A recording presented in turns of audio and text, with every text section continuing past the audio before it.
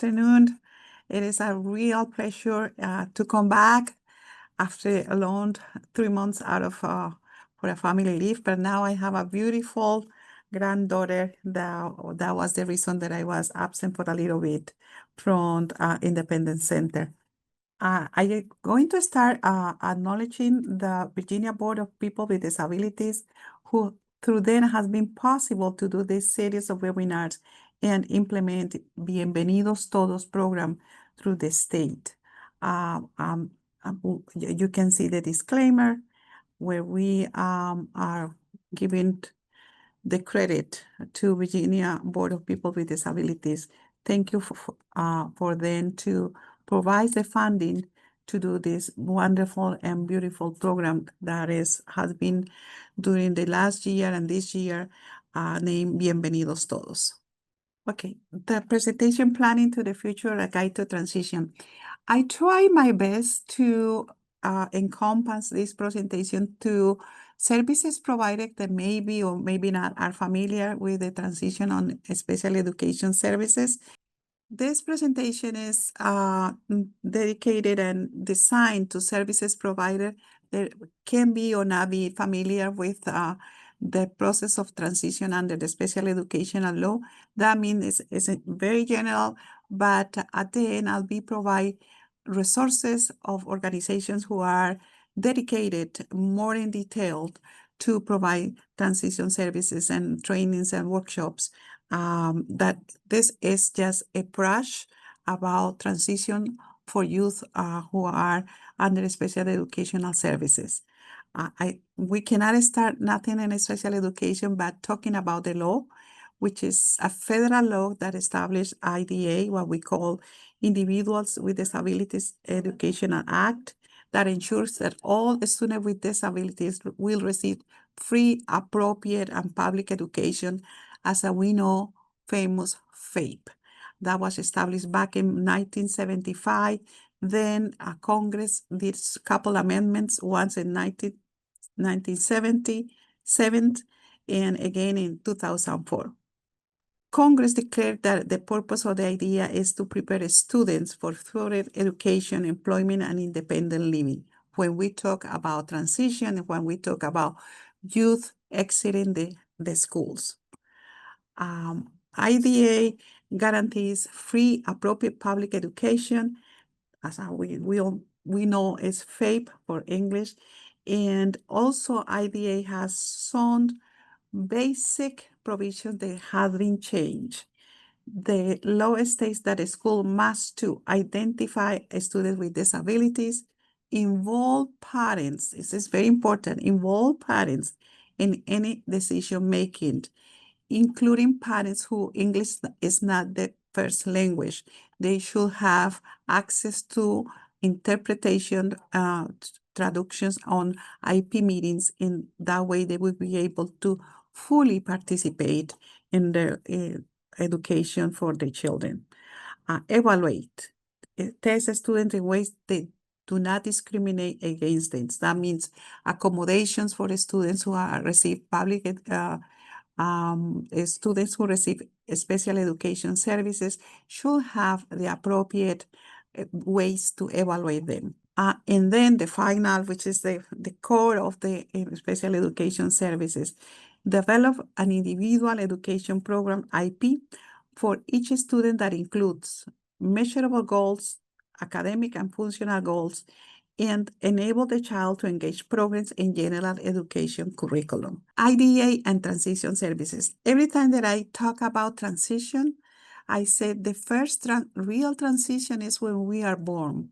When we leave the mother home, that's the first real one transition. And then many transitions during our lifetime.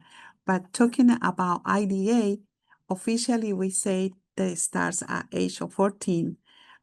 That's the minimum that the law requires. Some states say 14, some say 16, but IDA established that the age for transition starts at 14. In that way, the school system has to prepare the student to adult life. Transition. The IP team. which is the students start to be part of the IP meetings when it's possible, when it's allowed to. The youth must be invited to any IP transition meeting where they describe the post-secondary goals and the independent life. As a part of developing the transition plan, the IP team should say and see post-secondary vocational education, employment, independent living, and community participation. It's very important. I will say this is the core of the transition life. We talk about successful transition. How?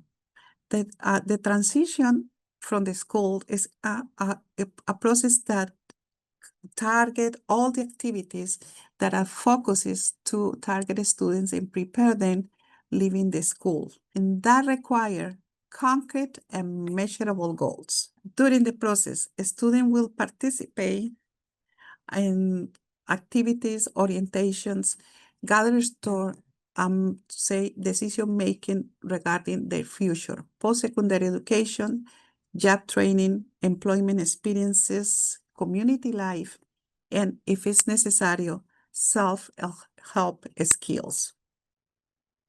At this stage, transition services, and I'm going to read them because they are very concrete and important, and I want the audience to have an exact idea how the services for youth who are transitioning to adult life should be. Relate the students to the activities that will occur at the end of the high school. Reflect the youth interested, strength and preference and needs. Identify the resources available in the community. Familiarize the student with services that will help him or her obtain and maintain employment, enter a post-secondary institution, or live as independently as possible. And consider informed parental consent to share any information related with the students. I would say this is the core of the transition services, and that's what I read it. It's extremely important that the services provider, parents, the school system keep the core of the services to have a successful transition from the school to the adult life. Post-secondary goals. Post-secondary goals help the students develop skills that will increase the chances for the students to have a successful life in community. Those represent scenarios with the student transition after graduating and are from the Department of Education, such as secondary education, employment, independent living, among others. The IP of the transition is kind of the very long statements about what the transition IP should include. Repeatedly, post-secondary goals, work objectives, community, life, and assessment. Not only one, but as many as needed, they should do the assessment to do reading, math, science. Transition IP can cover learning a trade like plumbing, electricity, others, IT, because so many of our students who are transitioning from a high school to adult life are very talented in IT. Post-secondary education, college, if it's possible, if they can graduate from a standard high school diploma, they can embrace the idea to go to college, to go to the university. The sky is the limit. If we prepare well our youth to transition to the adult life, using all the skills and tools that are related by the law to have a successful students getting adult life. Participation of the present level of performance agency. And I read because this information is very concrete and it is high level information that I have to read. Where the students currently performing their academic, vocational, social standing. That is like a picture of the students. And that will give the school and the family and the student the perfect picture of how they will be doing in adult life. Post-secondary outcomes, education, employment, and if it's applicable, independent living. What the student wants to achieve after graduation from the high school. And in this point, I'm going to stop a little bit. Normally in our cultures, in like with communities, parents are always doing the IPs. And it's what we want. No, it's what the students needs and what the students wants. For example, going to the community college, finding a job, it's not our role. I mean, we support the student, but they have to do the job. They have to do the research. They have to come to the organizations that help them to find the skills, to find the jobs, to find the educational programs, community programs. It's out of the students, and this is a little bit hard for families to kind of cut a little bit and or a lot, and understand that the students are growing, they are adults, and they soon will be leaving the schools, and they need to be ready. And of course, we need to support them, but mainly they have to do it by themselves with the support of the school, the counselors, and obviously the families. Measurable annual transition goals. What does the student needs to work on during high school to achieve the established outcomes, transition services? What services are needed to help them achieve those goals? Instruction, community experiences, a lot of exposure about job, academic, college, vocational education. They should be around that to be able to achieve what we all want is a successful transition to adult life. Activities, and I'm going to read a little bit to be more clear. Activities to support goals. The support plan, for example, self-advocacy instruction. And at the end, I'm going to mention all the beautiful programs that Independent Center has available for the students in self-advocacy. Computer skills, resume writing, course study, the actual courses that the student will take from 9th grade through graduation, adaptations and modifications. Changes must support how accommodation or what modification the students learns. Adaptation of the study, the courses the student will take from 9th through the graduation. Accommodation and modification. Changes must support how or what modification the students learn. That's all this that we are talking about has to be in writing, has to be in the IPs, and to have a successful transition. Service coordination and agency involvement. All the parties involved has to be coordinated in between. That means the schools, the Office of the Aging DARS, as we know in our state, and they should coordinate to be able to do a successful transition for our high school students. Diplomas. A student with disability is that wish to earn a standard or advanced study diploma need to know all the rules and regulations that is required and tests to be able to obtain the standard or advanced studies diplomas. A student with disabilities must to participate in the standards of learning, like we call SOLs, and earn the standard of verified credits with or without accommodation, including credit for special accommodations. Apply a studies diploma, available only for children graduating with an IP, a complete IP, a special education plan. When should you start thinking about diploma? When the student, I will say, in my experience in working for so many years with families and students, I will say from middle school, even before, you need to see how and when and how your child will be able to graduate. Expectations, real expectations is about diploma, and work, stick to that goal and be able to obtain the diploma that you better fit your child with disability. Question to ask the IP team: how to the decisions we make in elementary education about child participation in state assessment, that earlier. What diplomas are available? And again, this is not my area of expertise, but we have a lot of organizations that do great workshops and trainings on diplomas, vocational education. At the end of this presentation, I'll be mentioning them. But the intent of this short presentation about transition is create a sense of how ready and how soon we need to be start talking about transition for youth with disabilities. Question to ask in the IP team: how do decisions we make in elementary education about the child participation in the state assessment relate to the diploma options that will be available? What are the key factors to consider when making decisions about diploma options? Those are the questions that the parents that are still participating in the IP meetings should do to the IP team. What is the cutoff of last minute data when I change my mind about my child diploma options?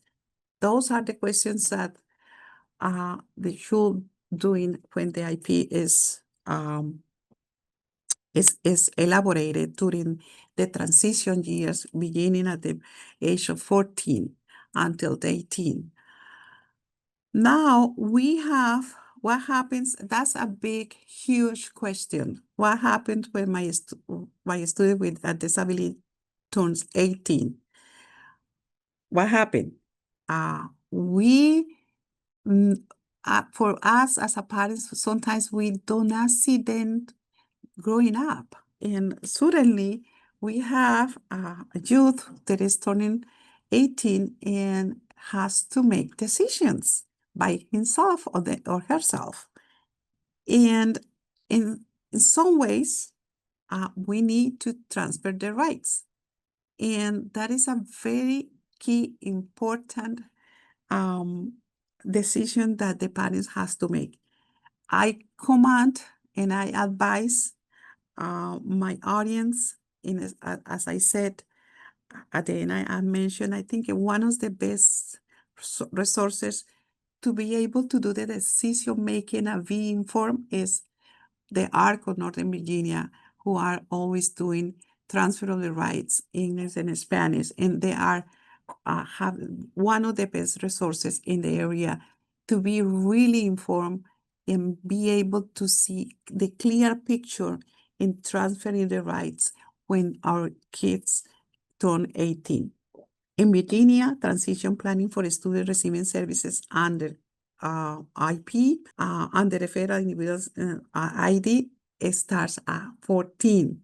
That's the earliest that we need to think about transferring the rights, but the final decisions are when they are 18 years old. The school must inform you and the student in writing about transferring rights 1 year before he turns 18. Means at 17, the parents should receive the notice that the majority age is coming and the rights of will be transferred to the students to make decisions. And the parents need to be aware about that and take actions if they want to remain involved and well in advance. Because 1 year flies, but the school has to inform 1 year before that the student is going to be 18. They need to be notified that, our involvement will be finished once they are 18 years old. They will make their own decisions. They will participate in the IP meetings. And if they want, we're not allowed to be in the IP meeting. If it's not in writing, if the student specifically do the manifesto that say, I want my parent still attending my IP meeting. The right to consent to a revaluation, any changes in accommodation placement, the right to request, below our educational, I'm reading the educational rights that transfer to your student when he's or she is going 18. The right to be notified and attend the IP. That will be directly to the students. The right to consent are evaluations or any change in accommodations or placement. The right to request a mediation or due process hearing to resolve any disagreement will be notified to the student once he gets to be 18. And it's very important that the parents are aware about this and do the right things to be able to still participate in decision making and support decision making. And at ECNV, we are committed to help the families and the students to do this process that it seems a little bit complicated, the transition, and it's a lot of requirements, a lot of compliance with the law. The schools, the families, the students should do that. But what we have in a dependent center is the real transition to the life. And we offer programs for those who are exiting the school to have independent and community involvement. One of the best programs that Independent Center is offering actually is the travel training and community orientation. I stated here, and that allowed the students to have travel training.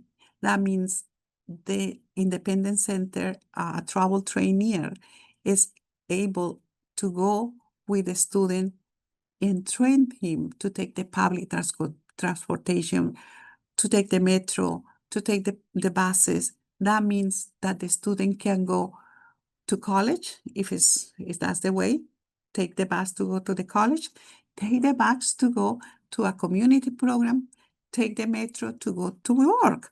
And that is something that Independent Center is offering in bilingual English and Spanish. I stated one of the Spanish speakers that is doing travel trainer for students who are reaching the age of 18 and want to be involved in the community and the life activities. Money matters. One of the signs of independency is how to handle the finances. One of the best programs I highly recommended all the programs at NCMB, but Money Matters is a program that I listed the details in this presentation. Is a program that helped them to organize the finances and basic math to handle their money. It's a program that is on person, online. It's a mix of, and is offered by Independent Center. One of the also a key program that Independent Center offers this IAN self-advocacy program that help them to advocate for themselves, to advocate for better services, to advocate to have a better life, I will say that. And the other Ready to Achieve mentoring program, we have mentors who help the students one-on-one to get this sense of the adult life through a mentor. Some of the mentors are also people with disabilities who are mentoring them in how to live independently and how to embrace the community activities and how to have a transition to the adult life in community and working and attending college. Okay, here I have all the resources available for transition. Of course, one of the best is ARC of Northern Virginia, who are dedicated to help families to understand about decision making, about finances, about college, more in detail. We, Independent Center, we do a lot in terms of money matters, advocacy. ARC does a lot of on support decision making, college transition to also from the school to adult life. They are our partners in this road. Also, the Department of Education of Virginia, PITSI has a wonderful fact sheets on transition, both English and Spanish, very easy to understand about the diploma, about decision making.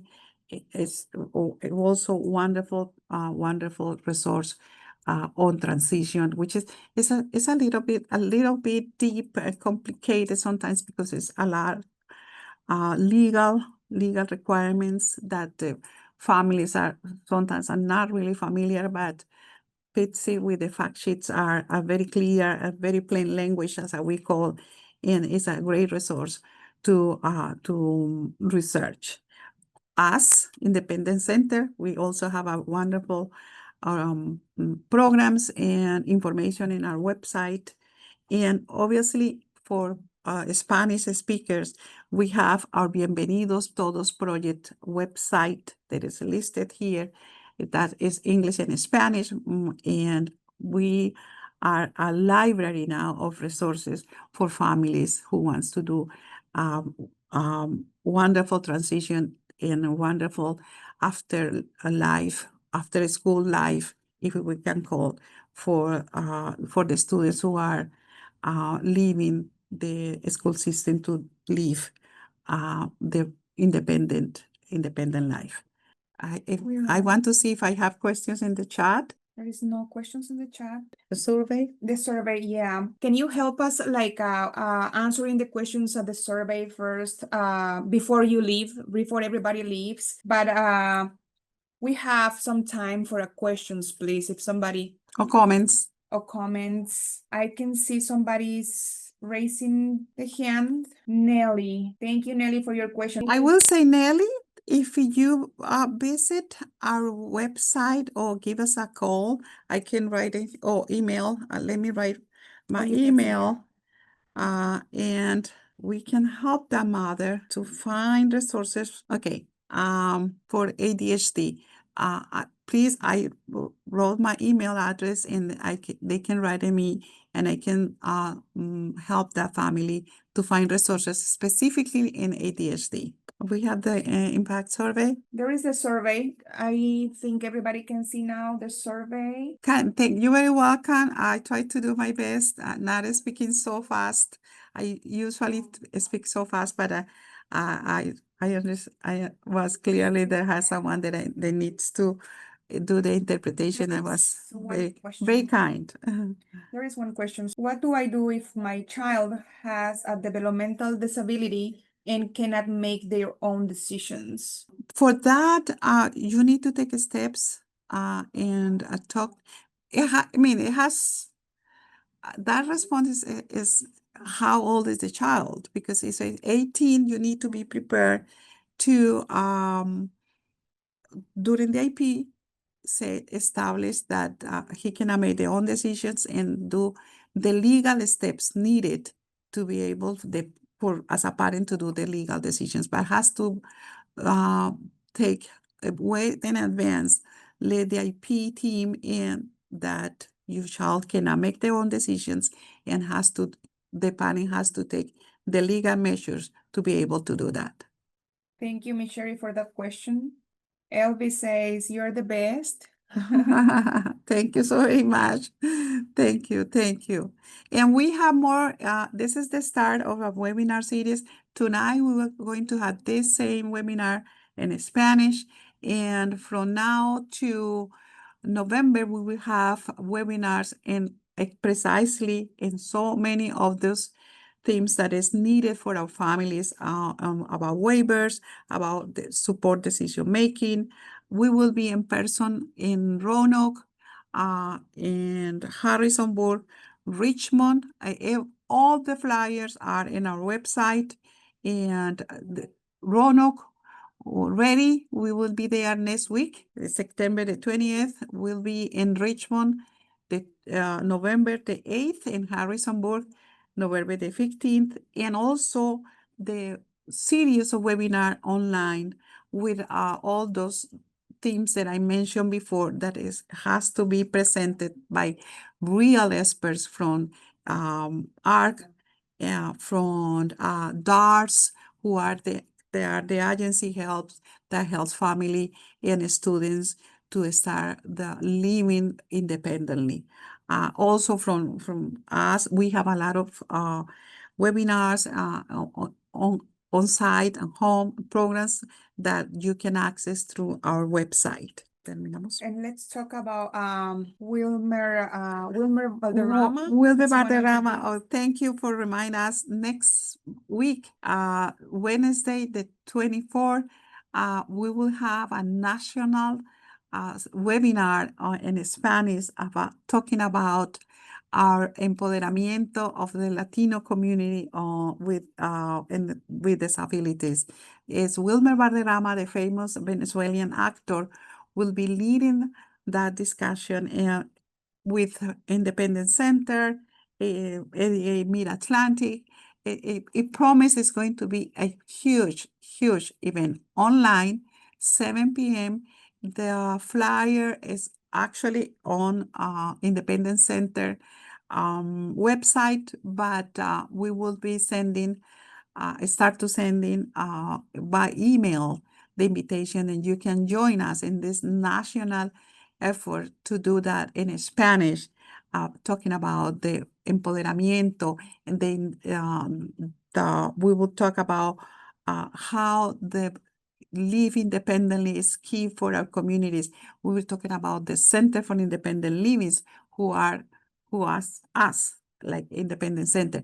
It will be a very promising, very great way to celebrate our Hispanic Heritage Month with this national webinar that will be, of course, next week, on the 24th at 7 p.m. The flyer will be in our Facebook, in our LinkedIn, and everybody is welcome to see us and enjoy that in Spanish. And please share with the families about this wonderful opportunity. There is one more question before we leave. If families have questions concerning the specifics of their case, should they be referred to the ECNV and your email and perhaps sharing the website?